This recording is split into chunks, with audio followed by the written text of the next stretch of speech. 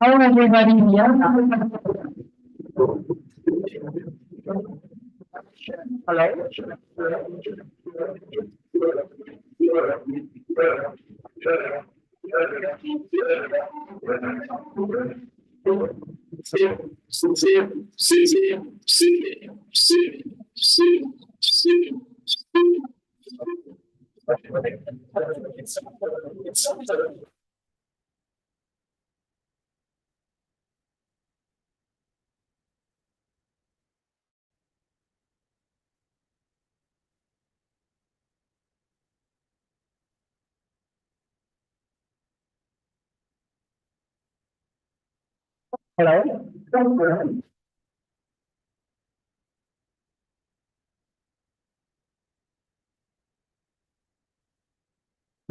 Hello.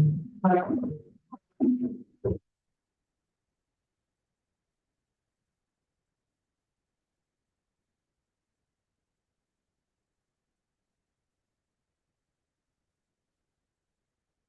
Hello. Hello.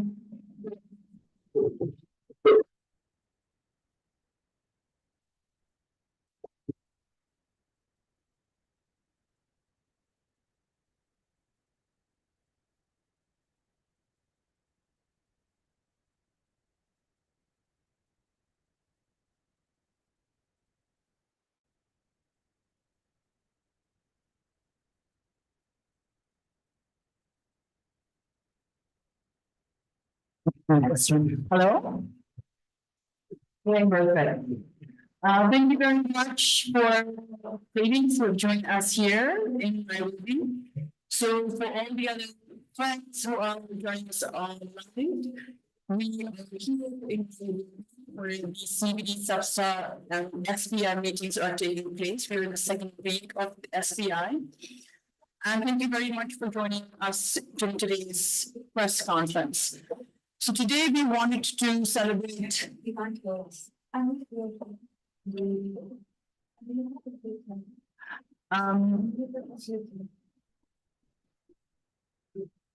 you hear? I'm told that in the live there's no volume.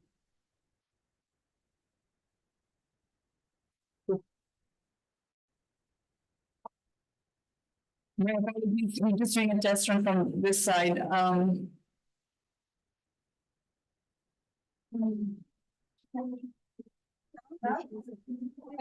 Hello.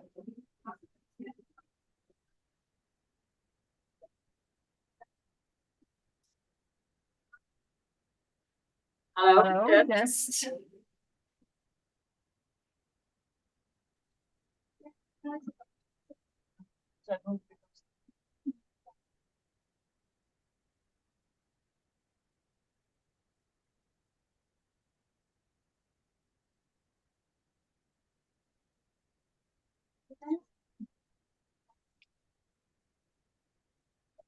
Hello, everybody. Once again, hopefully the technical work is done and people who are live, hope you can hear us. So thank you very much. We are once again here in Nairobi. We were here last year and we are back here for the next SBSTA and the SBI sessions.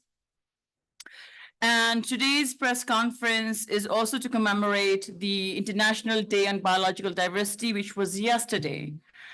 And to commemorate this day, and as we were getting together here, we took this opportunity to launch two key publications. We really do hope that this is going to be an opportunity for us to share some actions or practical guidelines that we could support parties, civil society organizations, basically anybody looking at how to take the elements of the COP15, the Conference of Parties, which took place in December, where there was a historic framework, the Kunming-Montreal Global Biodiversity Framework adopted, which definitely has a very good section on gender equality, which is target 23, and the adoption of the gender plan of action. So what we are going to be doing is today is just very briefly sharing these two outputs that we have.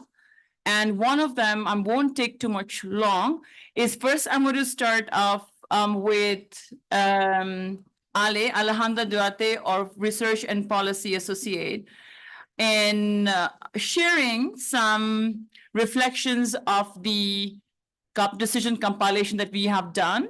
And we have actually the publications online now. We have them in 3 languages, which you can download from our website, which is in English, French, and Spanish. And we definitely do hope by COP16, we will bring them in all 6 languages.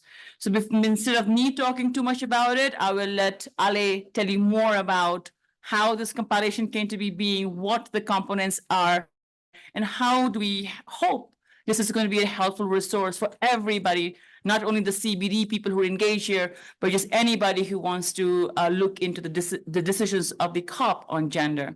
So Ale, the floor is yours. Thank you so much, Tina. Okay, do you hear me if I talk? No, I have to move a little, right? Okay, oh, thank you, Ronya. All right, as Tina mentioned, this compilation of texts that we have right here, like 2 copies in English and Spanish, is to inform decision makers, negotiators, indigenous people, local communities, women, youth, all stakeholders that are here involved in the planning, monitoring, and implementation of the biodiversity plan. No, we can go, I think we can go to the next slides, Mina, so to the next also, and the next, and the next. Okay, yes, so, yeah, why is the main, we also highlight why it aims to inform all stakeholders related, but also with this compilation of COP gender decisions, we are highlighting the progress made in the CBD in incorporate gender equality, because gender is a cross-cutting issue on major MEAS agreement. And we have the CBD preamble that recognizes the vital role that women play in conservation and sustainable use. No, and also we still have the involvement of women in decision-making process are still unsatisfactory. And when we started this compilation, we saw that the preamble recognized the vital role of women, but then it is not until COP3 that they start incorporating gender considerations in different agenda items, mainly in traditional knowledge and in conservation. No, so it is not until COP13 that it's more the agenda items that incorporate gender considerations. And we also had like a real half of the decisions adopted in COP15 have these gender considerations. I think that it's really important to see how these have been evolving in time. Not only that, can you put the next slide, please? Okay, so this is a total. We have 100 of decisions from all the history of the CBD. So it's not only important to see the number of decisions that we have, but also have this been involved in how gender is being recognizing in different agenda items, and that's only the conventional ones, the traditional knowledge because of indigenous women and the conservation one. So with this compilation, what we want to is for you to download it, to review it. We will have it on. We have it now in French, Spanish, and English, but we will have it on Russian, Chinese, and Arabic. So this can be really useful for all stakeholders that are being involved in this process or want to be involved in this process. So, okay, for the next one. Yeah. In this slide, we can see how it's amount of gender decisions per COP, no? So we can see that COP1, COP2, COP4 didn't have any any agenda item that include these gender considerations. Now, but we can also see that COP15, COP 14, 13 are the COPs that most gender considerations are addressed. No? And the following slide. So, yeah, so then we made an analysis of how is the gender being adopted, on how women and gender are addressed on these mentions, because it is not only the mention of woman and gender, but also how are they being recognized. Now, are we being recognized as key stakeholders or as vulnerable groups? No, so in this analysis, I could see that most of the agenda, the climate change, address women as vulnerable group, and others they highlight, for example, on the 8J, it was mentioned the indigenous, rural, and farmer women and girls. No, so that is another important thing, because we also are starting to differentiate the dimension of woman. Yeah, we are also mentioning indigenous woman, rural woman, and farmer woman, but we also need to start now, after seeing this, with the recognizing of women in other roles, no, as fisherwoman, scientific woman, not only to be recognized as vulnerable groups or as the indigenous women. So I think like this, how women are being addressed is important to reflect on. How do we push our insertions on the decisions that are being adopted? And after saying this, Minal, can you put the last? Okay, so here we have the QR code to download this compilation of decision tests, English, French, and Spanish. We also have it on our website, but yeah, so this is going to be also shared, no, by all our main contacts. You can go into the Women for Biodiversity website. This is already there. These publications are there. So I really hope that you can see the useful in this and use it in all your main work. And I think, Tina, that with that, I'm over with the compilation on decision tests. Thank you very much for that. We basically put it really very short, and I think it was a very good exercise for us. And a big thanks to Ale, who took this initiative to look at the whole 1994 to 2022. But it was also very big reflective for us to really know the progression. We can now tell parties and others that there are 100. It's fantastic to come to a number 100. I'm like, are you sure? So 100 COP decisions on gender or women's in the COP decisions. So we have this kind of data to really push for, and also to really understand that the work around women's rights and gender equality is not new to the convention. Rio Convention, the CBD has been one of the first ones to actually have a very strong mention of gender, and now we can track it all the way there. So please have a look at it. Like I said, it's a resource for everybody who can use it. It has either is thematic, you can look into the every year to have an analysis. Now, what I would really like to do is we have here, Olivier, I'll actually kind of invite you here. Come and sit. Olivier, one of the things I definitely would also like to say is that our work with the CBD, I have to pull up this chair. Sorry, I'm going to be also here. Come here. There's a bit informal press conference.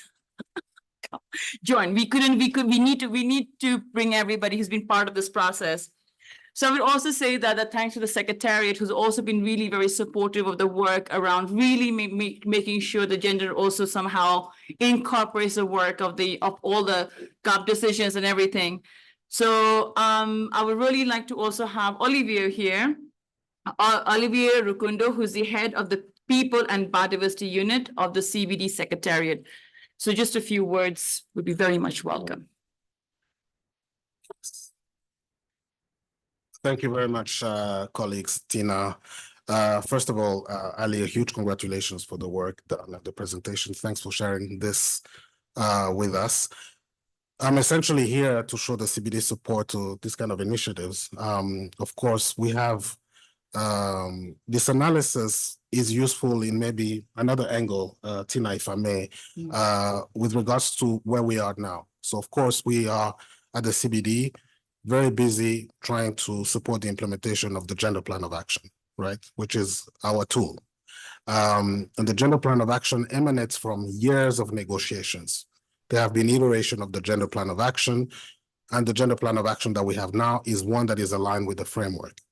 So I would actually think that, I'm sure Ali saw it in her analysis, that this evolution towards the decisions has led to where we are now. And I think that would be useful to guide implementation, because I'm sure, as you saw when you did the deep analysis, the issue of gender and biodiversity was an issue that was recognized in the previous strategic plan, but without dedicated actions and policy tools for its implementation. It was a cross-cutting issue, but it was different from the situation we have now, when we have the framework with the target, with also this mainstream that Ali talked about with regards to traditional knowledge, indigenous peoples, and local communities, where the issue of gender is now also mainstream in the framework. And that presents a lot of challenges in terms of implementation. And I think we have to be really aware of that. So I wanted to just stop here and provide our support as CBD Secretariat. I'd like to also really acknowledge and support the premise that this will be used not only for one organization, but this is a tool to support implementation in general. We fully support that.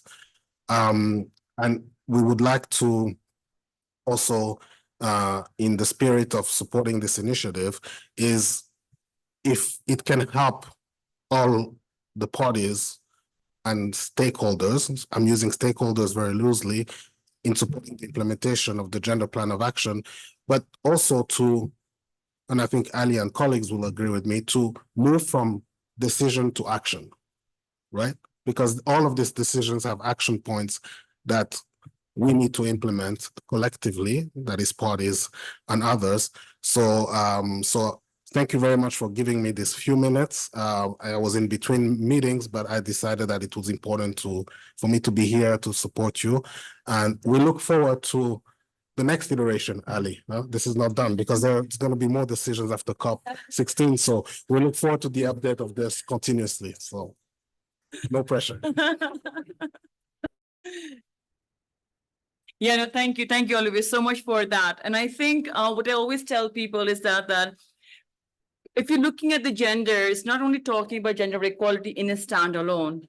And this is what we really wanted to show in this publication, was that gender is throughout different themes of the CBD. So if you're looking at it closely, you can say that it's not only about Target 23, you're talking about it. You can find decisions on, say, for example, biodiversity and climate change. So this is where we wanted to have this resource, so saying that, like, looking at how gender equality could be mainstreamed. And there are already now 100 COP decisions that are embedded in various different themes of the CBD. You're talking about protected area, you're talking about sustainable use, you're talking about AJ. So all these do have these elements.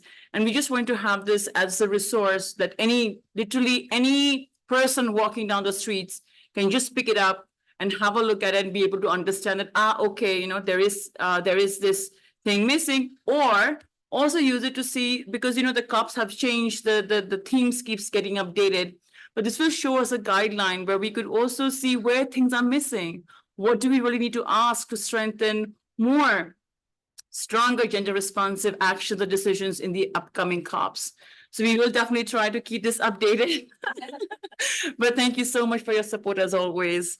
Yeah, so as we are here in the SBI, people are going in and out. We organized the press conference in between our lunchtime. Now, looking at from where Olivier set the grounds of saying that, there are at the global policy level are decisions around CBD and the work around gender. Now, what he talked about is actions, and that is where our two colleagues out here can share some perspective. So first, I would like to give Rhoda. Rhoda is here she's an Indigenous woman, a Pokut Indigenous woman here, and I'm really happy to have her here because she's also from our project partner who they're carrying out restoration. So Rhoda, could you give a little bit of your introduction and your work, because we need to ground these into local actions. So happy to hear your thoughts. Thank you very much, Tina, and the others who are watching. Okay. Thank you very much, the organizers and also those ones who are watching us. I want to bring a perspective of Indigenous women. I come from Pokot Indigenous women community of Pokot. And what we do is we are conserving biodiversity, and I would like to bring out the issue of the women-led as a critical, women-led biodiversity conservation as a critical issue that we need actually to embrace.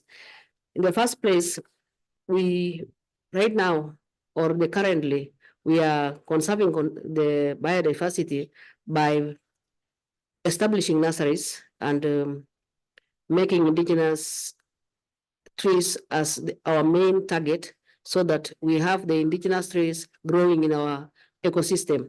The reason why we do that is because we are using our own knowledge as women, the Pokot women. We have rich knowledge on our ecosystem, the species, and even the sustainable practices. And this would help us to sustain the land, manage the different species, be able to know which ones need to be reinstated again, because there's a lot of interference and a lot of degradation of the land, as well as the disappearance of different species which are supposed actually to make the ecosystem to be strong. And as a woman, I realized that we have the knowledge and we need to transfer the knowledge to the next generations. And the only way we can transfer is by embracing the mainstreaming of women in the biodiversity plan of action. And we do it, the transfer of knowledge is through storytelling. When we are also working in the field, we also sing, and that is passing the knowledge to the generations. We also use the biodiversity to make artifacts, and we teach the small ones or the youths and the girls on how to make this, and this is making them to understand that we can use the biodiversity, sustain it, and make sure that the biodiversity can be also present for the next generation and the others, so that they can also use it for their own needs. We have also embraced the innovations, the modern innovations and technologies, by making sure that as we zone these places, we zone the ecosystem, we zone which species are supposed to be done, we zone the areas. We are using the GPS to make sure that we can monitor the species which are depleted and the changes which are taking place as a result of our interventions, and also to make sure that we are on track with the modern science, as well as using our knowledge to propagate and even keep some of the seeds. And but we use also the GIS to map our areas. We map different areas. For example, the riparian areas, which type of the plants we are supposed to put there, and many other things. And also, we realize that women are the ones who adapt immediately on the resilience strategies. And the way we do it, as she said, from the Kamatira pilot site, where we are working as Indigenous women to conserve biodiversity, we make sure that we know what is planted where, and what is supposed to be grown where, and also by having the seed banks. We have seed banks of different species, indigenous species, which are done by women collecting seeds, preserving them, and even sharing with the others to make sure that there is continuity of the same species for the next and future generations. Also, we have grown activism as women. Since we started, our capacities have been built, and we are advocating now for the policies which are positive for women, so that we have gender mainstreamed in issues of biodiversity and other things that can challenge them when they are conserving biodiversity. So right now, as I'm sitting here, we have the gender policy on different sectors of the county, because now in our country we have the 47 counties, and in there we didn't have the gender policy, but right now we have that. We have the gender policy mainstreamed and on different issues. I would not say that is on biodiversity alone, but on different issues. So I'm proud to say that our capacities are built, and we cannot say we are vulnerable as indigenous women. I want to say that we are not vulnerable because we have our own knowledge. A vulnerability is where people are having a vacuum. But this is a place where we don't have a vacuum. We have the indigenous knowledge. The only thing that I want to say is building our capacities on like resource mobilization, the information systems, maybe on the CBD issues, on the issue of the CBI and many other things. But on our situation as indigenous people, I want to say that we have our own knowledge, which we need to propagate and even give to the others, and be able to use it and complement it with the modern science to make sure that biodiversity is preserved. Lastly, I want to say that the gender equity must be there. If we want to move and get very strong outcomes and strategies, gender equity must be there, because we present different views, we present different expertise, we present different roles, and so we need to move together as a community, as different genders, to make sure that we preserve and sustain biodiversity as a globe and as a people. Thank you. Thank you, Rhoda. And I think this is also a reminder for us, though we are working as advocacy policy space, what really becomes important is really looking at how can we actually support the local initiatives. And being in the global spaces where we are talking about the Kunming-Montreal Global Biodiversity Framework, one definitely reality check I always tell people is that the scale, what we are looking at. And some of the most richest experiences where you'll find it grounded in communities, which are much more smaller. But then the task of all of us is how do we really then strengthen these collectives at the ground? Because that's where change is happening. That's where actually are they talking about the loss of biodiversity, or you're talking about it has got problems and solutions. So how do we really look into that? Now, before we go to Ronja, I also want to take another launch that we have today. Is this one. So Rhoda shared about the capacity building part and what needs to be done on gender, and how do we really see that women are not only vulnerables, but as we always say, it's getting common, women are agents of change. But what about it? What does it really mean? I think we really need to also really scope out to that. So one of the things that we wanted to also understand was that in the CBD, which is again filled with acronyms, is that sometimes we just need to go back. We need to go back and start from afresh, saying that how can we really bring these very large, heavy acronym-filled discussions to a larger populations. So this is what we have done. As we have done with the compilation of the decisions, we took out this launch of this manual. And so we're calling this manual is Advancing Women's Rights and Gender Equality in the Implementation of the Kunming-Montreal Global Biodiversity Framework. And we hope that this will be complemented by more in-depth, specific modules. what this module is we have taken and scored out for all the other UN, CBD, GEF, gender modules, and have tried to kind of integrate the common elements, and then added the Kunming-Montreal Global Biodiversity Framework, because now everybody wants to know what the target is. So in this module, what we have really tried to do is that we have a very simple but direct objectives, is to recognize the interrelations between gender and biodiversity, to understand the gender equality in the policy context with the CBD and international spaces. So we're hoping that the decisions are going to be complementing the module. And we're also really looking at what are the key elements of engagements that are being set up, depends upon how you would participate, which is the NBSAP, the monitoring framework, the reporting. So we have given a very brief on some of the modalities that are required for the implementation of the KM-GBF. So with that one, I am going to do, I'm presenting this, and I'll actually kind of first go to Shronja to have you also from the Gibbon, and Gibbon has also done really amazing work of strengthening and building capacities of youth. So also hearing your thoughts. Thanks, and happy to be here. As mentioned, I'm Ronja from the Global Youth Biodiversity Network, so the youth constituency here, and I'm really happy to see that the Women Caucus is taking up this work of making this really concrete manual of translating decisions, which are compiled first and then also translate into action.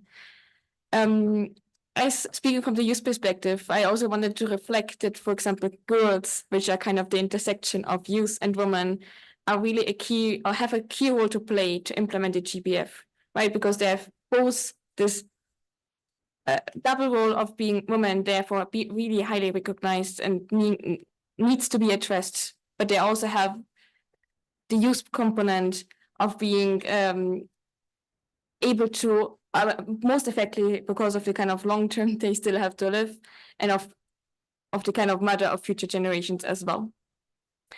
I actually wanted to reflect a bit of some key demands that we as Gibbon usually bring to this space, and pick out 3 of them, which is intergenerational equity, human rights-based approaches, and also using transformative education as a key enabler to get to this transformative change.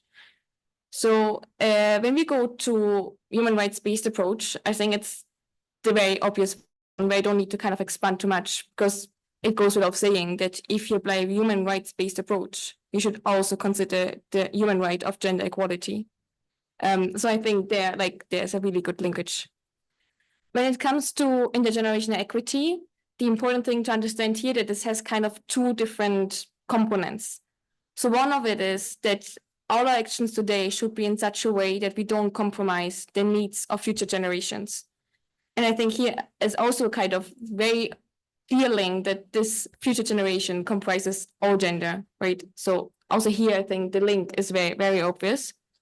But it also says that it's very, like, that intergenerational equity also means that youth should be included meaningfully in all the kind of decision that affects their life. And again, here, I think it's really, really crucial to include the perspective of girls, as to kind of respect their needs, their priorities, and also their ideas that they have and their projects that they might have to reach the Global Biodiversity Framework, or just to support and enhance biodiversity in general. And finally, as I mentioned, one of the other components that we really advocate for is transformative education, because we just think that we need to have this as a really kind of initial point to make this shift in the society, to make a shift towards this transformation that we need to live at some point in harmony with nature. When we come to education, unfortunately, we can also see that there's still like huge inequalities in terms of access to normal education, not even transformative education, but just to kind of primary, secondary, university education. And I think that's something that definitely needs to be addressed as a first step in order to get to this transformative education, and then also work for education that enhances biodiversity.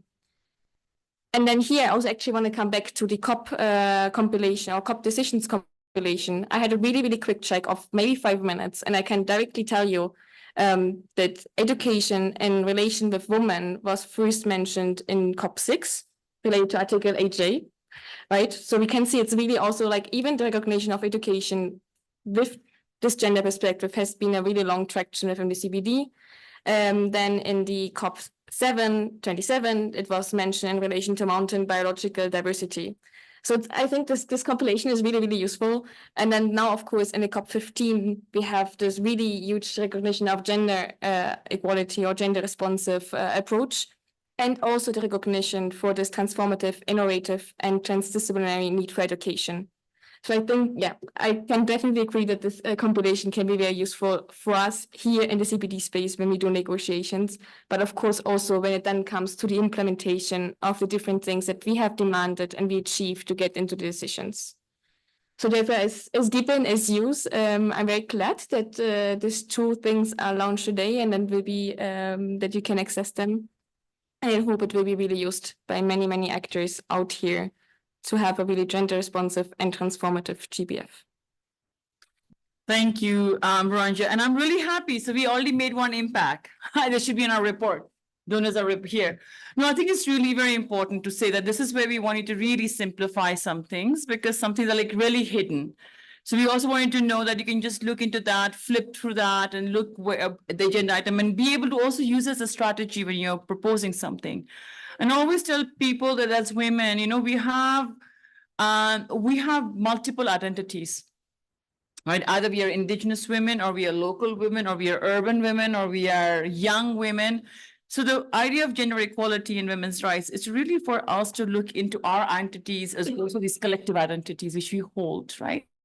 As a young woman or as an Indigenous woman, as a local woman, as an urban woman. So I think we're really hoping to really have these tools to simplify those things. Now with the training module, this is currently it is a draft module. We want to do a test run before we publish it. So we're going to be looking at maybe reaching out to some of you. We've done 2 test runs right now. So we just want to also make the module incorporating a little bit on how it was felt. And also, before taking too much of time, I also want to take the opportunity of thanking our donors because they're also really very important. Other than that, we wouldn't have been able to also carry out some of this work. It's always very good. We have done advocacy around for a long time, but we also really need support for these tools to come out because they are really very important. So I also want to take this opportunity to thank SWID Bio through the Stockholm Resilience Center, who also supported the compilation of the COP decisions. And unfortunately, Henrik is not here because he's unwell. But also at the same time, we have for the training module, we also had partnered with WWF International. I'm really happy Christina is here to represent them. So Christina, you know, we've been also collaborating this with certain reports, and we are also trying to like have a series of connected work around this. So I would say a last few words from you. Thank you very much, Tina and Women for Biodiversity and all panelists here.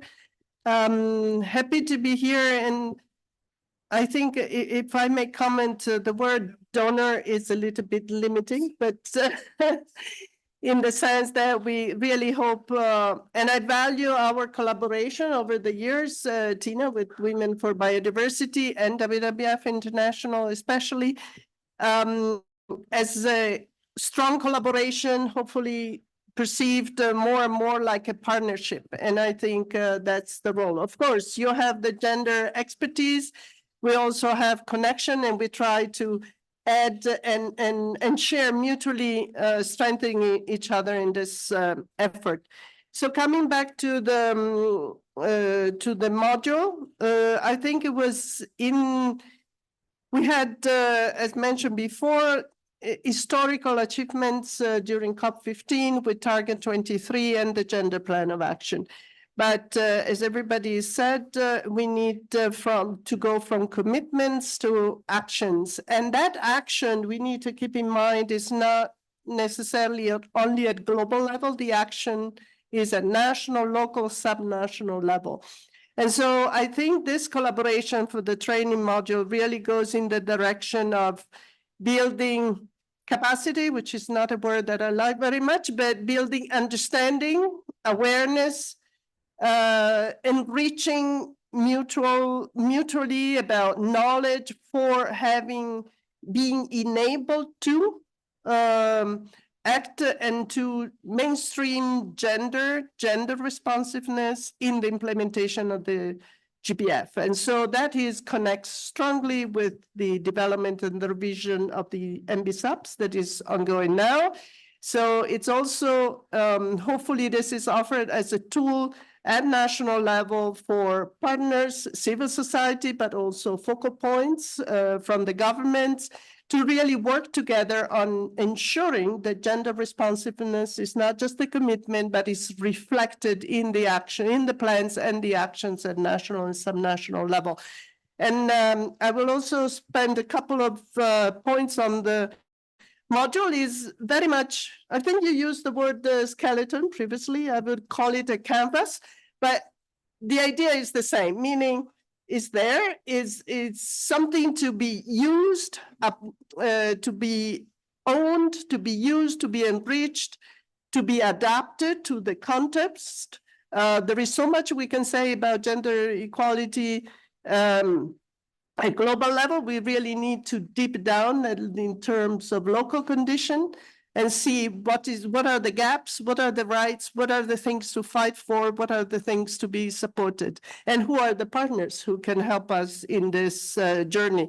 So I think that it's, let's hope, right? This is a tool that enable women and girls everywhere to be part of the plan, right? Okay, thank you. No, thank you, Christine. And I really want to put up the point that you talked about the canvas. So there are a lot of amazing modules out there, very complicated modules out there, right? There. We went for the simplest one. So the way that we want to do this module is that anybody can take it. We are going to be complementing with presentations.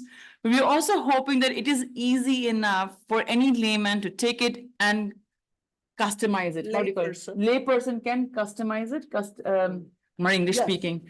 Can do that. So what we've done is that what we are giving, why I call a skeleton was, what we want to provide was a very simple, basic module that you can put it into your context. So what we will be doing is setting the stage for it. Then what you could possibly do that is, as an organizational need, looking at what your focus is. Not many already be doing on conservation. There could be some on sustainable use. Change the case studies to your context or to your country or to your community. So what we are doing is a cloth with ideas, and you copy paste which is relevant to you and how you really want to do that.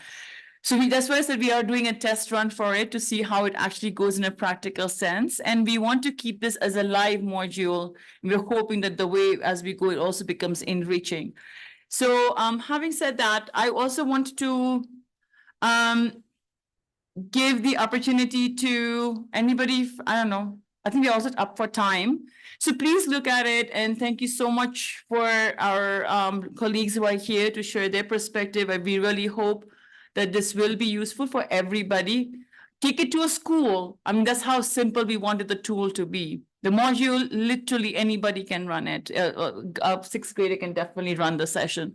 So we made it really very simple. And like I said, to complement that, there are different agencies taking out different modules in a technical space. So we didn't want it that, because when you do that and we talk about action, it then gets very limited to certain organizations, because then you are very, again, need to have the technical background of, what the indicator, sub-indicator is, or what is a ABCD monitoring framework for it is.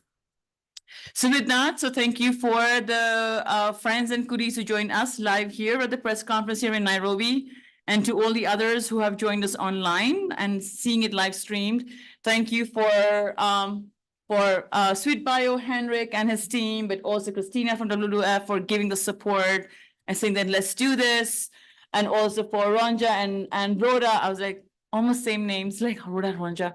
Thank you so much for coming and sharing your perspective. And also a big thanks to my teammates who are here, is Ale, who went through a lot of really visions and around it, and also Meenal.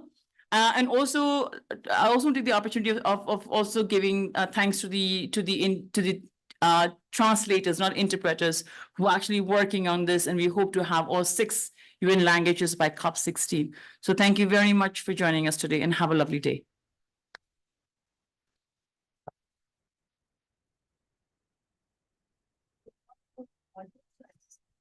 Okay.